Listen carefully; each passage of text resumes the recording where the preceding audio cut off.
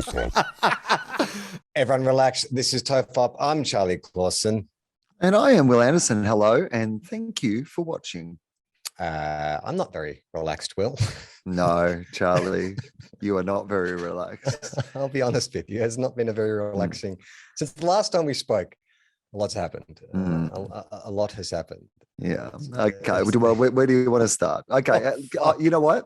I'll give a little preamble from my point of view, which is that we're going to talk about the area in which we both live. But about a week and a half ago, I came to the Adelaide Fringe, and it's been a very wet summer where we live. It's been pretty much raining consistently for 3 months. And so there was forecast to be rain for when I went away, but there was no real warning that there was going to be what has been described by some people as a once in a 1,000-year flood happening. So about 3 days after I arrived in Adelaide, suddenly I realized that there was going to be a massive natural disaster where we all live and that I needed to get back. And this is how bad it was for international listeners. I could not get back because the airports were closed, all the roads were closed. There was no way to even access my house if I had made it back. Everything was cut off. I mean, I'm sure we will get into all of this, but the entire town of Lismore was underwater. If you've not seen these photos, they are some of the most terrifying and horrific things that you will ever see. To see, 2 stories of water basically destroy an entire town. So I come back tomorrow when we're recording this. I am going to have a suitcase full of puppy pads and dog food because there is no way to access those things up there at the moment. So that's what I have been required to bring back with me is puppy pads and dog food. Yeah, I think it kind of caught everyone on the hop. I mean, we had a very wet end to summer last year, it sort of rained for 4 weeks consistently. But this seemed to be 4 weeks of rain in 2 days. I even said to Jem on the Sunday night when it sort of started, I was like, well, because last year we had a bit of seepage coming up, groundwater coming up into our downstairs living area. And I was like, well, I'll just, I'll get ahead of the game. I'll put out the sump pump, which is like an automated pump you put in your stormwater drain. When it gets to a certain level, it automatically pumps it out. And I put on my rain jacket because it's already starting to come down. And I was only out there for maybe like less than 2 minutes and I was soaked. And it actually, that film Bowfinger with Eddie Murphy, they talk about chubby rain. Yeah, chubby rain. That's what the northern regions of New South Wales has been suffering from. They've had a dose of chubby rain, but it was obese rain. It wasn't just chubby. Like I'm gonna fat shame this rain. It was huge fat rain. Yeah, I mean, I know Milli Vanilli said don't blame it on the rain, but it's fair to blame the rain for what happened up there. And the other thing that I will blame is the lack of warning. There was no warning that this was coming. Well, no real strong warning that this was coming. And that is, in this day and age where we really feel like we've got a handle on weather forecasting, at least with big storms, the fact that this one has just somehow slipped through the net while nobody was looking is almost as terrifying as the fact that it happened. Yeah, I mean, I don't recall anyone. And when you live in a rural area, the weather is a frequent topic of discussion. And generally, we're part of all the kind of different forums and stuff that people will give you a heads up. And those guys, and girls are all over it. Like they'll let you know what the surf's doing. They'll let you know what the weather's doing. They'll let you know when you need to bring your things in, put your things out. But no one saw it coming and it happened so quick. And I was I'll be honest, like the first 24 hours, we were a bit ignorant because we were like, okay, daycare's been cancelled. It's raining cats and dogs, chubby rain.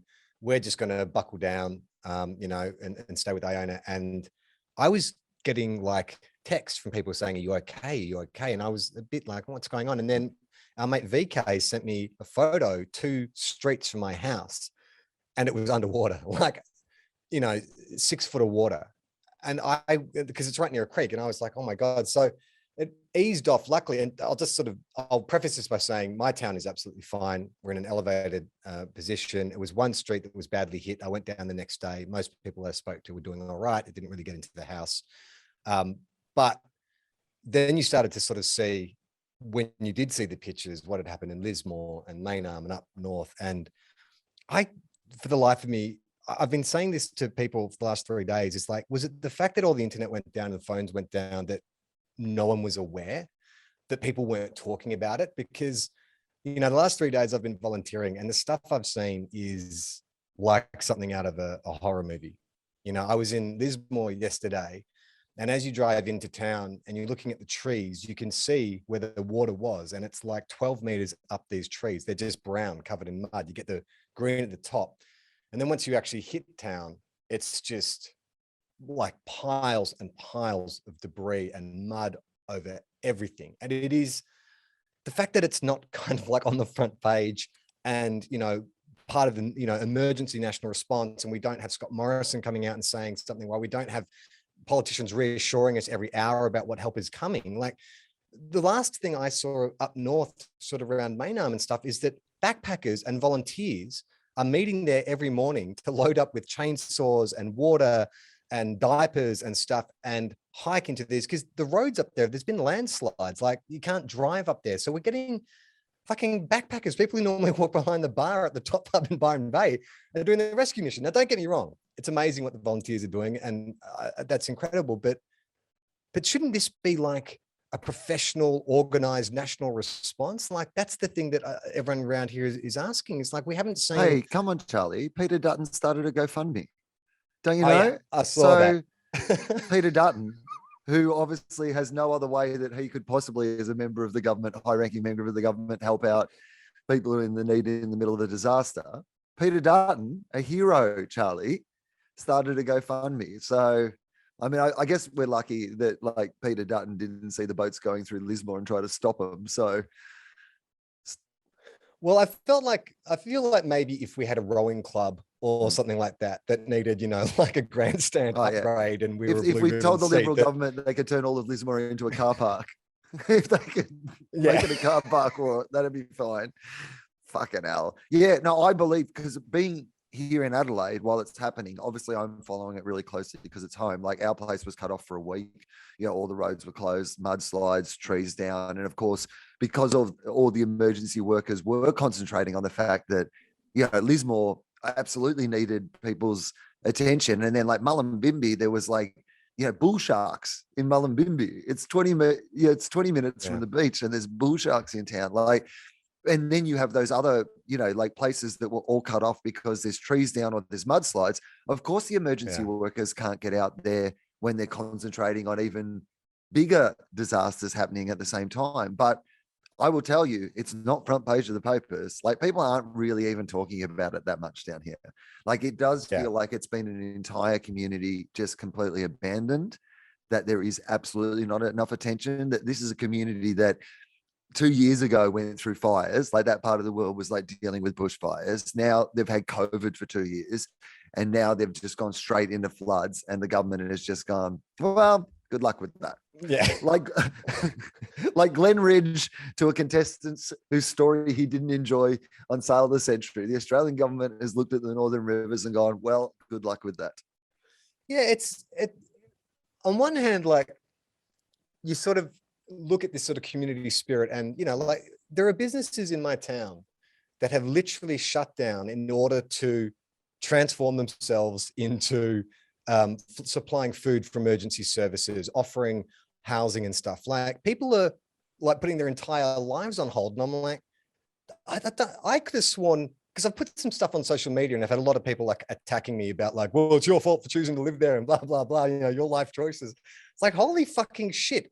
Like, first of all, isn't a portion of my taxes put aside for natural disasters? Isn't that what like the kind of like national resilience, blah, blah, blah, is set up for anyway? This $4 million pool of money that has been taken from all of us for all these years.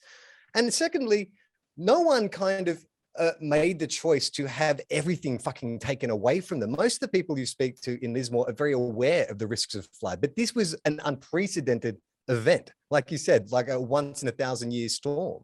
Yeah, it won't be once in the next 1,000 years. It'll be about 500 times in the next 1,000 years. So we should do something about that. But yeah, but also like people got to live places, and whether it be floods in Lismore or whether it be like I mean, there was an earthquake in Adelaide overnight. Like, you know, people live in different places that are going to face dangers. There's been bushfires in Western Australia at the moment. So like we can't like, and the entire planet is going to get more and more filled with these natural disasters happening everywhere. So Where the fuck are we all exactly meant to live that we're going to avoid these things? Well, here's the thing, Will. Like Byron Bay used to have lots of affordable accommodation, and then it became this blue chip suburb. And suddenly it becomes like there's people with 5 investment properties. And so people can't afford to live there anymore and they get pushed out to Lismore. Then Lismore gets flooded and the government's like, well, fuck you. Are we going to change we're going to change the rules around investment properties? I mean, it's just, it's fucking, it's insane. And it really is, everyone you speak to feels abandoned here. Like even the people who are kind of like, leading these kind of volunteer groups. And like, I've gone to all these different community centers and social centers and everyone's like, we haven't heard from anyone. Like there's no one. There was an article in the Australian I would say where I would say this to the people of the Northern Rivers. This is the time where the decisions to tear down the 5G towers really come back to haunt you. Yeah. This is the one time that I would really make a bold argument for the fact that you need some 5G in the area. Yeah, I mean, that is all the complaints I've made about my fixed wireless. Like I'm the one house in my town that's actually had internet. And that's the other thing too, that you kind of realized is just how fraught, those supply chains are and things like access, because all of a sudden there was no petrol and no tankers could get in to refill. So everyone starts like panicking and trying to fill their cars up. Because as you know, out here, everything's 15 minutes drive away. You're not walking anywhere or getting public transport. Then all the supermarkets are empty, all the butchers are empty, all the greengrocers are empty because they can't get their deliveries from Brisbane and south. So it was kind of hairy for a moment where I was like, luckily I'd done a big shop on the weekend, and I was sort of like in my head going, okay, so we'll start the first few days, we'll just sort of like hope for the best. But if it gets to Wednesday and nothing's opening up, that's when I'm going to start rationing. Like that's within 3 days. And it's a scary kind of prospect when you actually have to start thinking about, all right, well, I've got a 2-year-old. So, she needs these essential items to consume. So therefore I won't have coffee in the morning because she's going to need milk. Then it's like, well, she also needs iron and vitamins. So like I can get by living on like toast and fucking barbecue shapes, but she needs nutrition. And then the nappies is like the massive thing, because that's not something that you can get just anywhere. You have to go to big supply places. And the other thing I'd say too is all the people who work in retail, like who work in the supermarkets and the petrol stations and stuff, fucking God bless you. Like through COVID and now this shit that they have been putting up with, the shit that I have witnessed. I saw one guy at the Tiagra Shell being called a fascist because he couldn't give this woman petrol for free. Like he was 17 years old and she was. But that is the definition of fascism. If you look it up, if somebody doesn't give you petrol for free, they are a fascist. Yeah. But this guy was like, he was very accommodating too. He's like, I completely understand, like, yeah, I would love it if, my boss called me up and said, hey, let everyone fill up for free. But, I get $15 an hour. I can't make that decision. That is above my pay grade. If I just come in and go, you know what, boss, I just decided to give away all your petrol for free today. And then yesterday I was at my local supermarket, which thankfully had been, partially restocked. At least they had like vegetables and stuff. So I went and got a few things. Huge lines, every, checkout, huge lines. And there's signs everywhere saying no FPOS, no FPOS. It's gone back to a cash-based system. I'm assuming bartering is next. The entire system went down. Went down. In fact, I know people who there were local businesses who were just saying to people, come and pay it back when you can come and pay it back, just because there was no FPOS system. There was no, and not everybody had access to cash. I mean, that's the thing about no warning. If there's a warning, people can move their valuables away. If there's a warning, that people can have things like a whole bunch of cash and fuel and stuff on hand. But if there's no warning, then suddenly all these resources aren't there for people as well. I don't even know if the warnings, like for the guy I spoke to yesterday, the house I was cleaning out yesterday, his house is 12 meters up. His floorboards are 12 meters up. And he was saying like that, by the time when he got the warning, he had enough time. He started packing he had his go kit because, people in Lismore are used to floods. And so he put that together. And in the time because he looked at his front door, it was at his bottom step. And by the time he got his shit together, it was then at his front door and he had no way of getting out. And then he showed me in his living room. So floorboards are 12 meters up. Then he showed me where the water got to in his living room. There's another 2 and a bit meters above that. So almost 15 meters high. Like it is like fucking Godzilla is walking through the town, just kicking shit over. So then he tells me that, so he's on his front step. It's fucking pissing down, howling rain, like scary, scary conditions. And he lives on his own. And so he's on his front step and he just starts yelling out, help me, because what the fuck else is he going to do?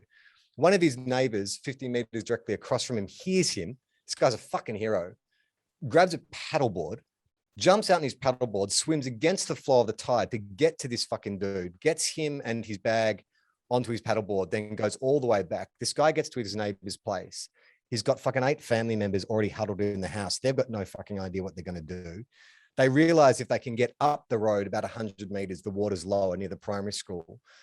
I'm going to get emotional talking about this, but the dad has to make the decision about which family members he's going to transport. So he gets his fucking 4-year-old and his 18-month-old baby at the front of this paddleboard and paddles them up the street and drops them off, and then comes back and gets his next kids.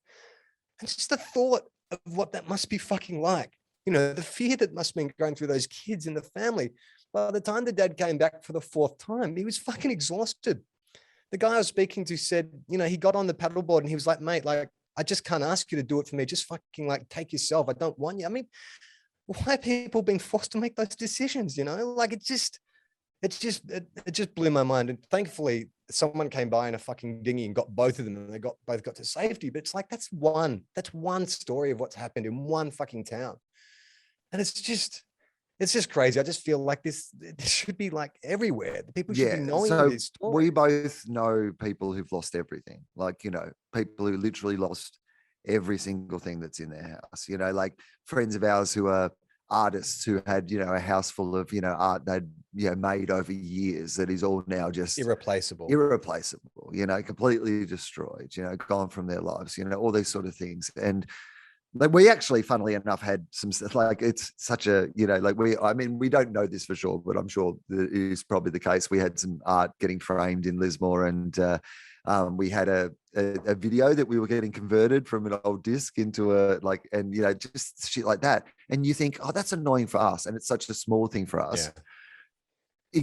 Imagine what that's like when that's not, hey, just a few precious things that, you really regret not having anymore, but it's every precious thing that you like. I mean, literally everything that you had in your house that you love, that you look at every day, that reminds you of different times, all of it's fucking gone. All of it's been washed away. We were in this guy's house and we just opened the doors and windows and we threw it all out. I mean, we did keep some clothes. I've got a couple of loads of washing here I'm doing for him, like dishes and stuff like that. But I mean, this guy works with wood, he makes guitars, like all that shit gone, all these fucking tools, expensive tools gone, or, ruined. And I mean, even talking to the guy, like, because they give you advice, when you get there, like, people are in shock, and he was volunteering information. I wasn't kind of like, I didn't sit him down and do tell me everything. What did you lose? What was most precious? I've got a podcast and I need to talk about it. Yeah, I did good cop, bad cop. I just painted half my face like good cop, bad cop. Yeah. No, but I could sort of see, like, there was a couple of other people there who were, I don't know, I didn't really learn the hierarchy. You just turn up places and just people give you a job and you just get going. I'm assuming these guys work in social services or something, because they had more of an idea of, they seemed to be leading what was going on. And one of the bits of advice they give is, like, don't ask people, oh, do you want to keep this or do you want to throw it out? Like, just use your judgment. People are in shock. They can't make those decisions. Just like, use your judgment. If it's kind of a perishable, like a book or something made of wood, it's gone. Like, just get rid of it. But, if it's something that can be saved, or clothes that can be washed that aren't too good. And so I was cleaning, I moved some stuff aside and found this, like, globe of the world, like you'd see in a classroom, just like this globe of the world, and it was waterlogged. It was filled, it's really heavy. And I just, for whatever reason, I was like, I should ask him about this. I don't know why, I was about to toss it, and I'm like, I should ask him about it. And I'm so fucking glad I did, because when I went down and said, hey man, I found this, like, would you like me to hang on to it for you? There was a whole story behind it.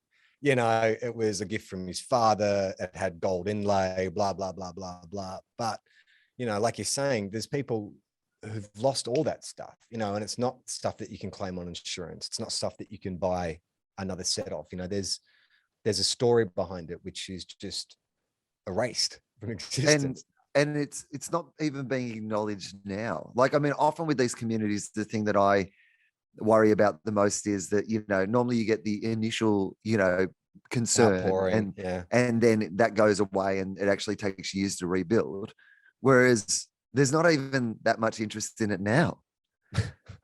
Like, what's it going to be like in, you know, 6 weeks from now or 6 months from now or 2 years from now, as these people are trying to rebuild their lives still and they're not getting any support? I have been contacted by Mandy Nolan, who people in that region will know. Mandy Nolan, she's a community leader and a comedian, and Mandy's trying to organize a comedy gig where we can get like some comedians who are, you know, from up there or have connections from up there to do a big fundraiser, and we'll try to do that as soon as we possibly can. But I'm sure over the next few months there will be a bunch of opportunities to do fundraising stuff. At the moment, like, you know, putting on a show, it's too soggy to put on a show anywhere at the moment, but obviously people need assistance straight away, but they'll also need assistance going forward. So, and I think that's important. Well, when you do the comedy show, can we invite someone from the government and charge them $4.5 billion for their ticket?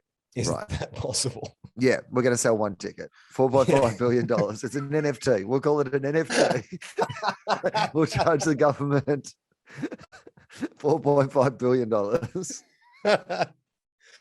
I mean, the thing about the floods too is that, you know, I've never had any experience. I've never really lived in a flood area and had any experience being around it. And I've had a little bit of experience with bushfires. And the kind of one thing that's really striking is like when there's a bushfire, you know, things sort of like get destroyed and gone.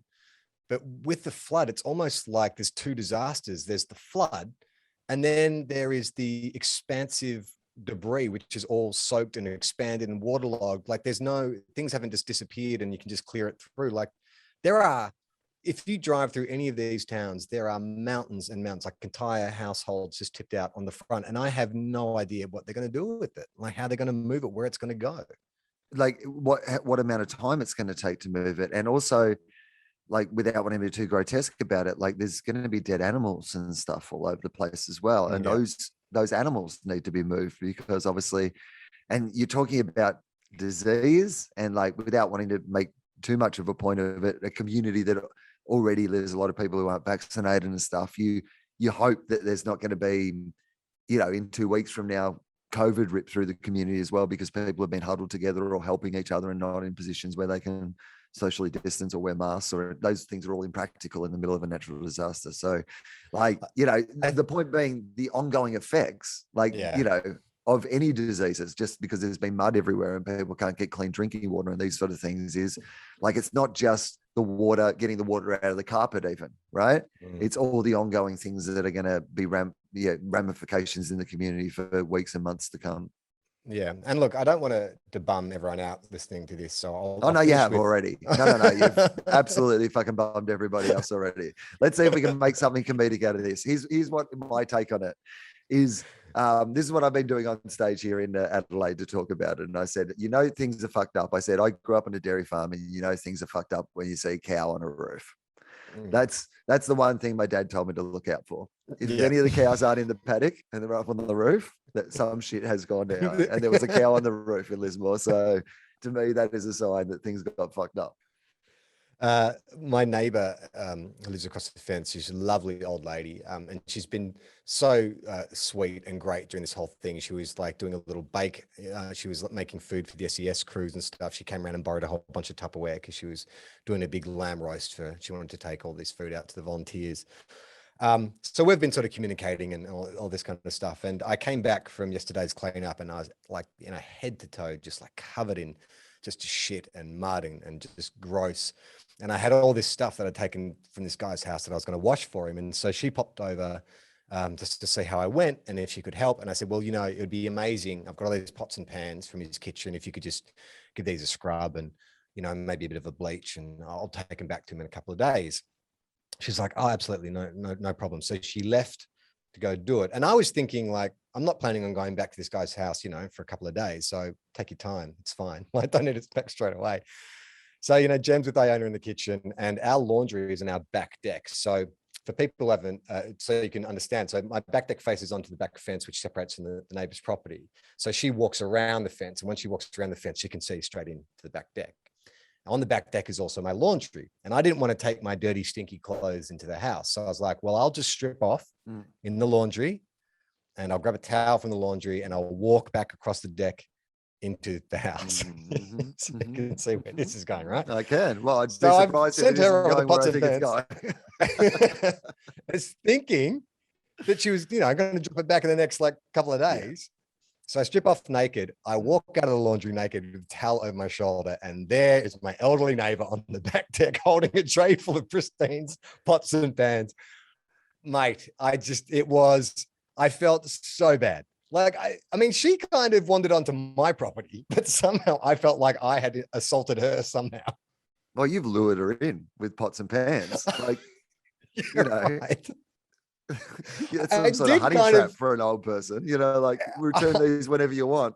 But you know what? I'm a dirty guy, and I might just be naked. I did kind of say to her, it was semi-aggressive, but semi-joking when she came back. I was like, I thought you were going to be a couple of days. I saw it because I was so embarrassed, and she played it brilliantly. I mean, I think she. Yeah. What was her reaction? Oh, no reaction, as if maybe like her eyesight was failing. Like she did not register it. She didn't acknowledge it. She just explained that I gave them a good scrub. I put like a teaspoon of bleach, blah, blah, blah. They're ready to go. If there's anything more you want to bring over, you know, just let me know. And I was like, okay, great, no problem. And she didn't acknowledge it in the slightest.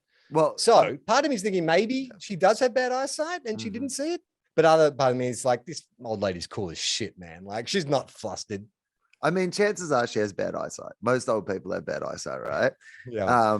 He says as he does his podcast with glasses on, because I can't stare at my computer screen without glasses anymore because I have bad eyesight. I think she hasn't seen it. I think she wanted to. I think next time she's going to come around with one of those giant magnifying glasses that old people use. I'll be like, lady, you don't need a magnifying glass. All right. She goes, well, I need to get up close. It's a little cold. it's very humid. Everything's hanging. Don't worry about it. It's like warm Play-Doh at the moment. Everything's bloody warm and sticky. It's disgusting. Now, Will, I have an article. This is an old TOFOP trope, someone that we love talking about.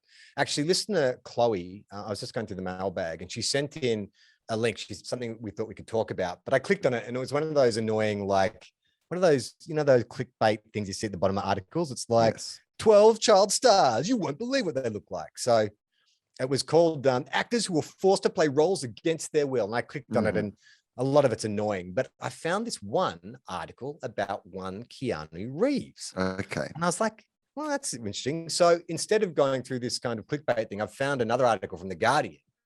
And it turns out that Keanu Reeves was forced to do a film against his will. So this is more than 20 years ago. The headline is Keanu, I was tricked into making a film. Oh, brilliant. Thoughts so far? Well, I mean, 20 years ago, I'm trying to like work out what's going on in the world that Keanu could be tricked into making a film. Like, he's like, I mean, when did the first Matrix movie come out? How long ago did that come out? 99. So he was the year after the Matrix. So one of the biggest movie stars in the world. Okay, you know what? Managers and agents, I imagine. Yet he was tricked into making a film. Yeah, but he's just come off the Matrix, and that would have fucked with his head, man. He wouldn't have known what was real and what was like the Matrix. And so, like, he's probably like, you know, his manager's on the phone going, "This is not a real movie," and he's like, and he's like, "That's bullshit, man. Like, I'm in the Matrix." Like, you know, I think that's probably what's happened. Did you watch Resurrections? I have not watched it yet. We got about 10 minutes in, and Amy was like, "I don't want to watch this anymore," and so I have to find a time when I can watch it by myself. It's look, you know, it's worth watching just as a curiosity piece, but it is terrible.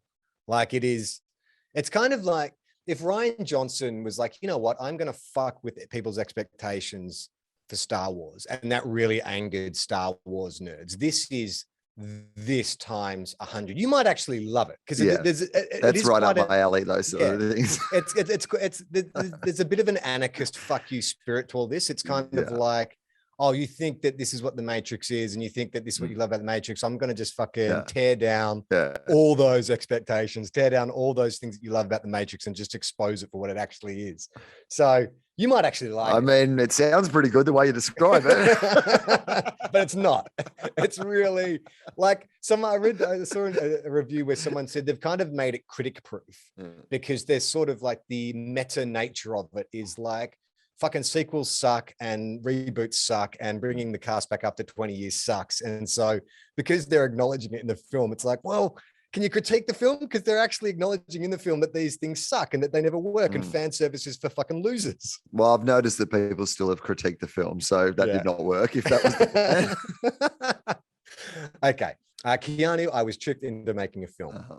Keanu Reeves has claimed, so it already starts off that the reporter, I don't think, buys Keanu's story, has claimed that he was press ganged into starring in the serial killer thriller The Watcher after a friend forged his signature on the contract.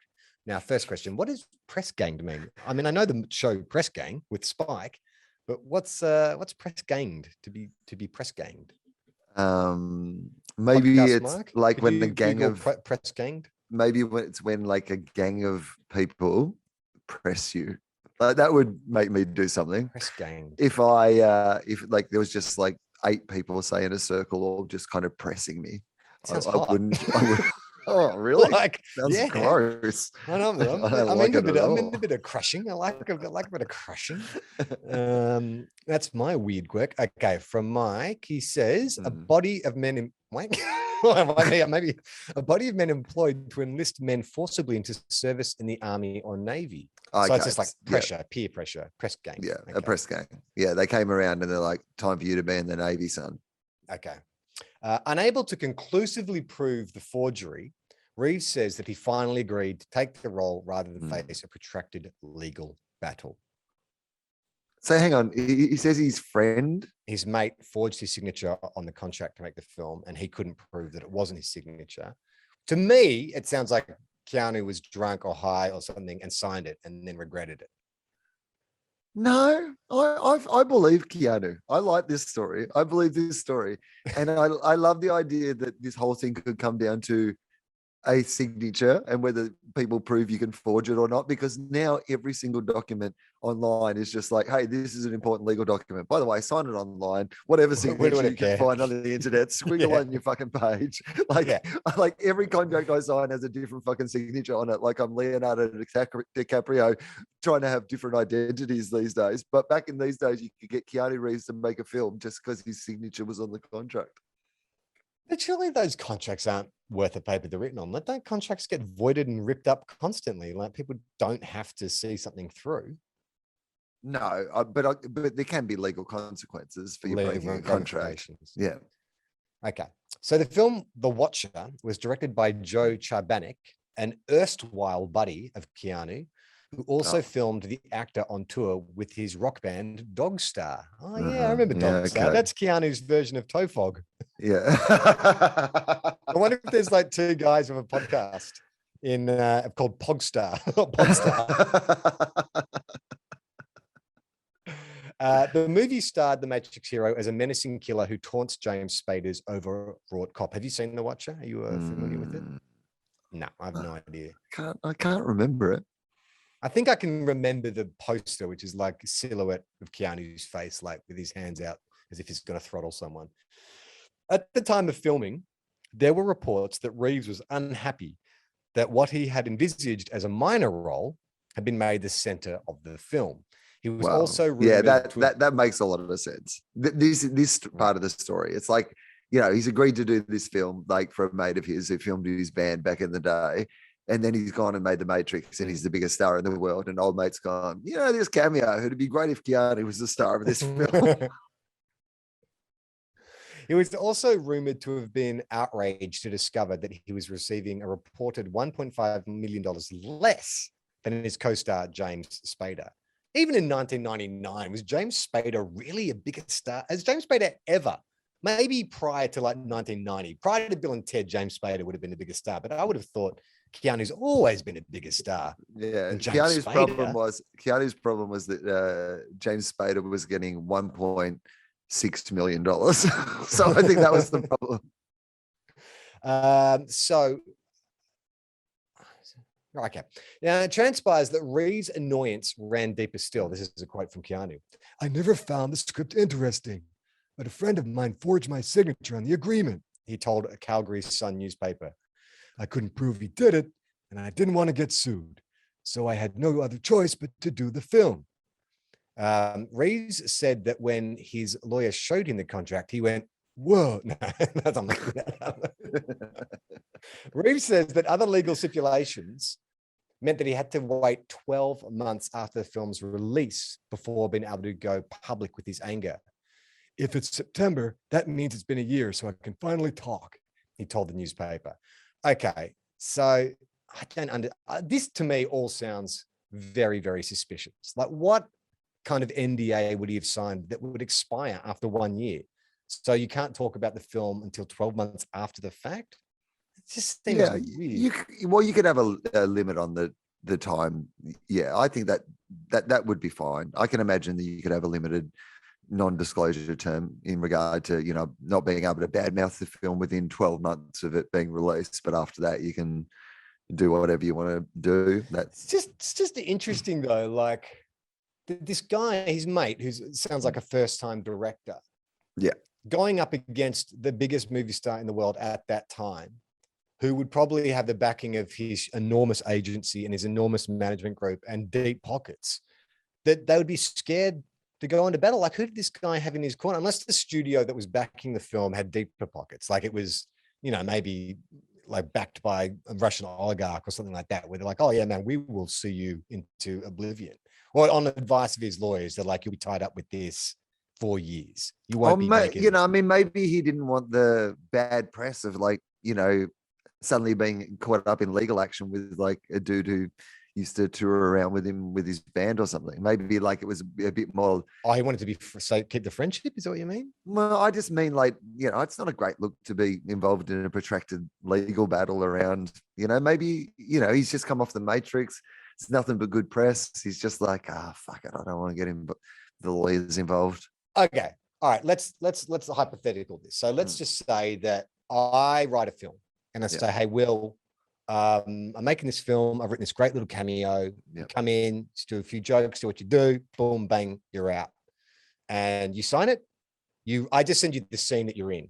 Yeah. Or I tell you, this is the scene you're doing, and you like it. I'm like, oh, yeah, it's pretty funny. I think I can do something with that.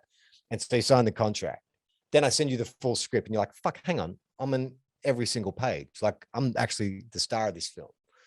What happens next? And you don't like the rest of the script. You like that one scene, but you don't like the rest of the script. And I've got your signature. Gotcha. Yeah, well, but I didn't sign it. You forged it. So I don't know what you're talking about. No, mate. You signed it. I sent you the PDF. That's not my signature. And you clicked on a button, and I've got your signature. Not sure that you can prove that is the case. So I will be suing you. I will be suing you. I'm going to sue you. I'm going to counter sue. Oh, wow. This is going to do shit real quick. No. Like, I can see why Keanu didn't want to fucking, I'll just do the movie. I mean, he's still getting paid.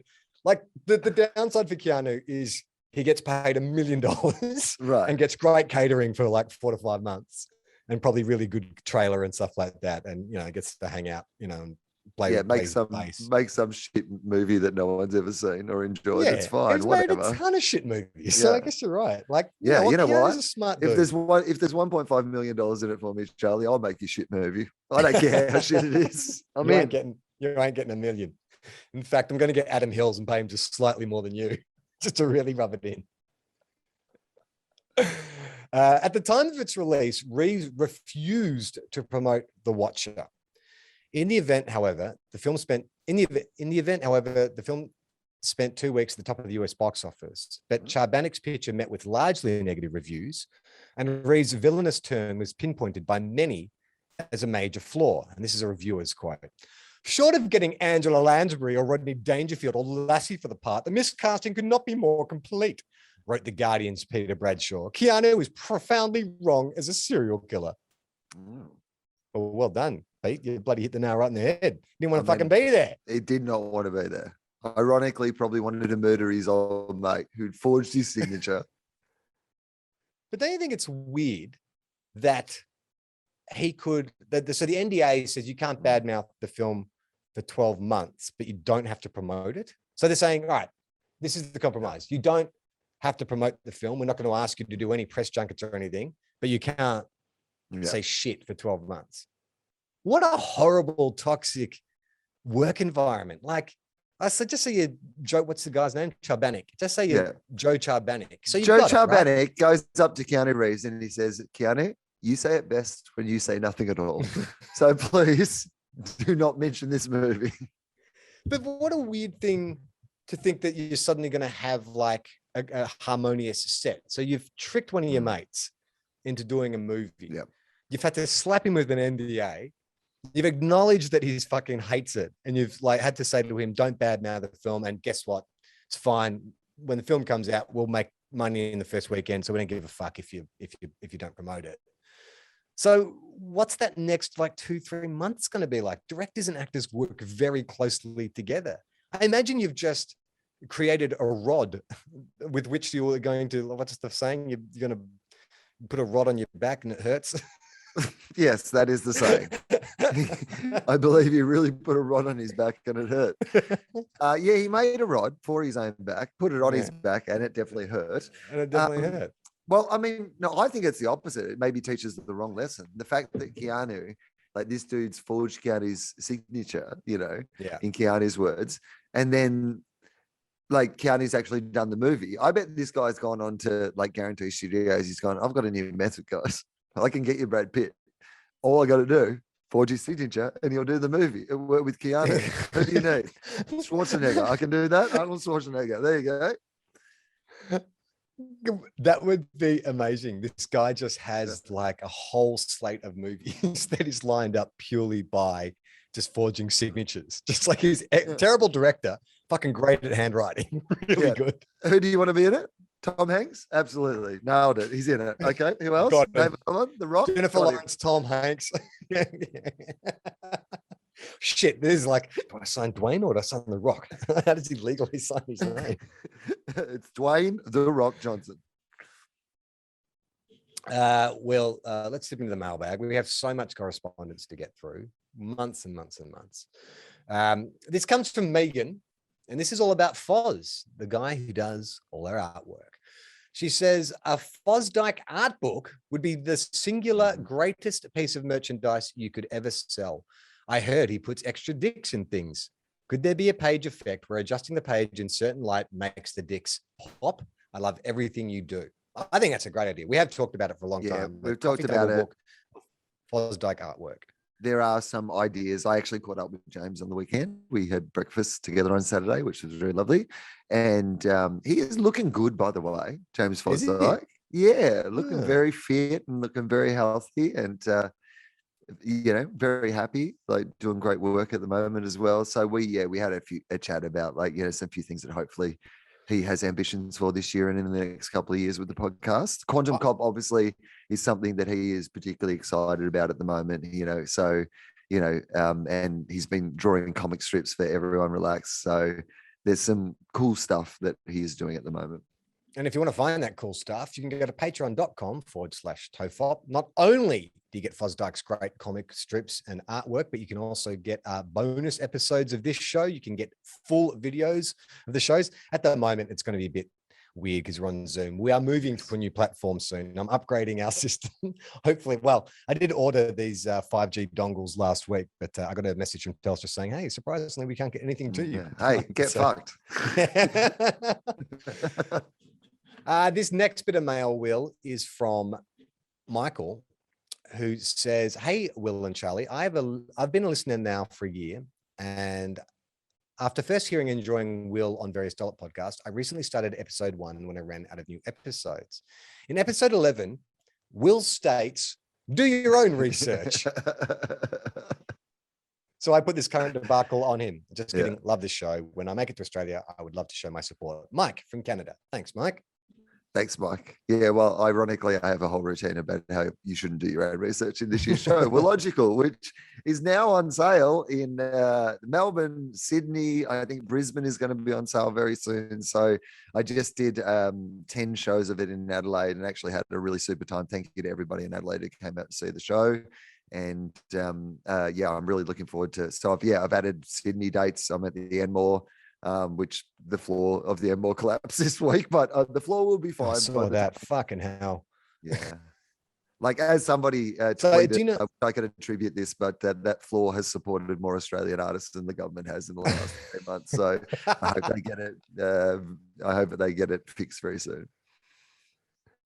Can you, do you know, have you exhausted all your Patreon allocation of tickets, the discount ones? Because if not, we should direct people there as well. I know there was limited numbers. Don't think that they are all sold out yet. So on the Philosophy and TOFOP Patreon pages, if you go there, there are links for discounted tickets for the Melbourne International Comedy Festival, 25% off for 25% off. Patreon subscribers. So if you are a Patreon subscriber and you want to buy tickets, follow those links for cheaper tickets. This is from Carly. Hi, Will and Charlie. I like the podcast and hope you'll be back talking random crap soon.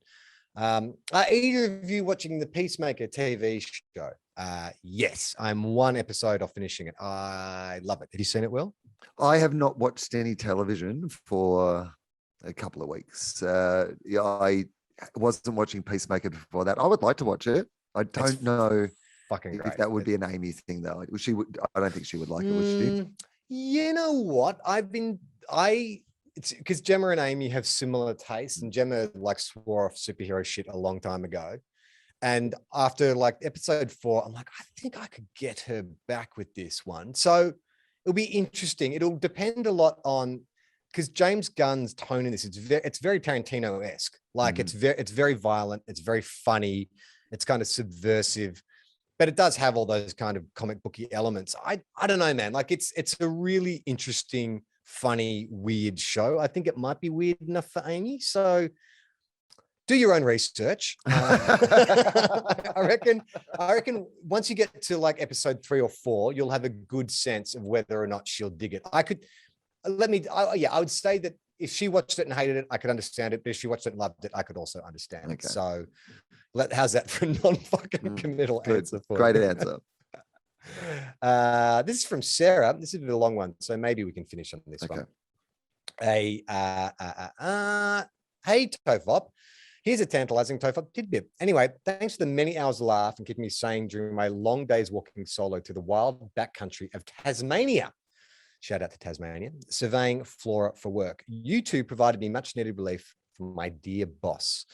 It's perhaps nicest to simply say she'd lived for a little too long on her own in a very remote part of Tasmania. The job was not what it was advertised to be. I was forced to live on site with my boss in a derelict caravan with no reception, no power, and a 1 kilometer walk to a bathroom, and with a woman who enjoyed shooting feral cats and then hanging them off the neighbors' gates, and who was convinced that I was spying on her for Bob Brown on the basis that I had a green sticker on my car.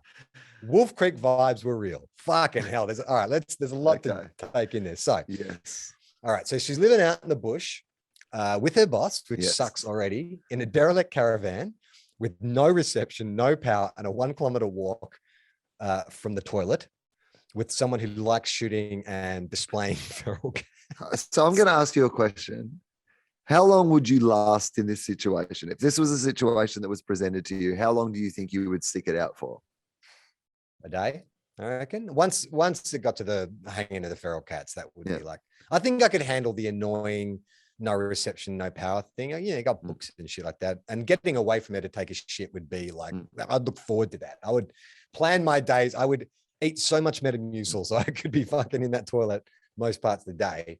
But yeah, the kind of, I mean, I'm assuming she's sort of like fairly right leaning if she's got a problem with Bob Brown as well.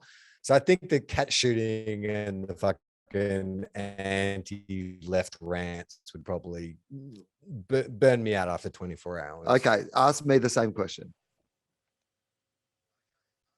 How long do you reckon you'd last, Will? I would not get out of the car in the first place. I would pull up, I would see the situation, I would turn around and I would go home. There is no way that I would stay in.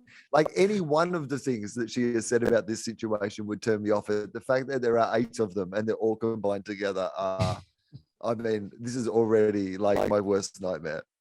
It sounds like it's some kind of like TV show, doesn't it? Like, we took 2 contestants and put them in a dilapidated caravan with no power, no water, and a toilet 1 kilometer away. One of them's a lefty, one of them's a righty, one of them shoots cats.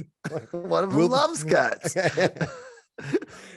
I was quickly fed up and mildly anxiety riddled. Fuck, can't imagine why when you've got a gun-toting murderous fucking. Imagine the dead cats caravan. Probably would have been that.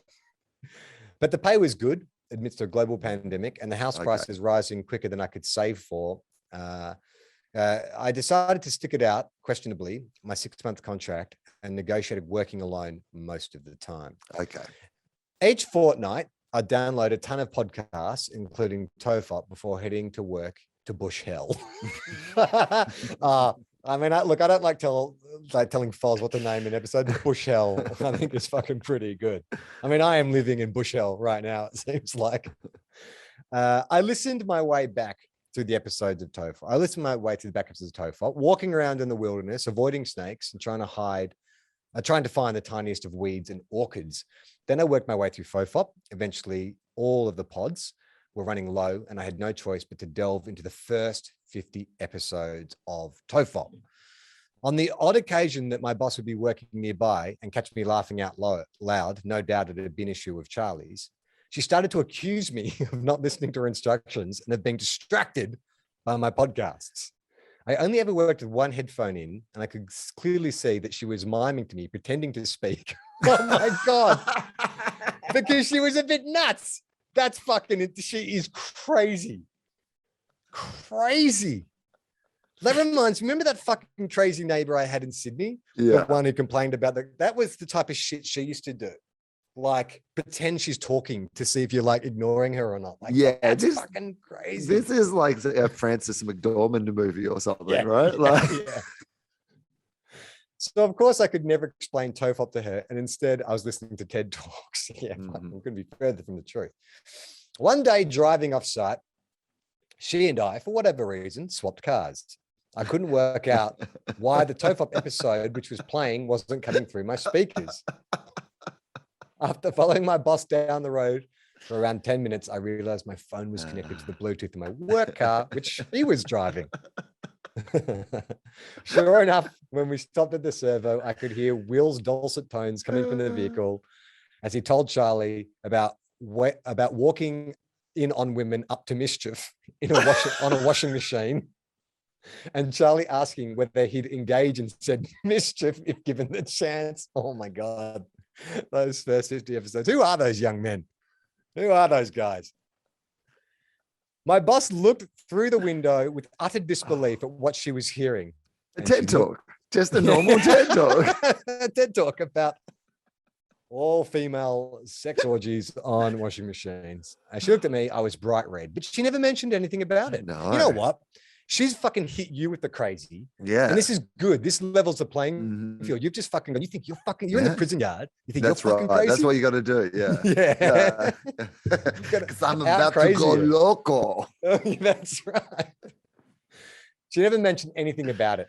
So I kept the episode rolling. And the next time we swapped cars, I figured it was my duty to further my boss's contemporary cultural understandings with more TOFOP.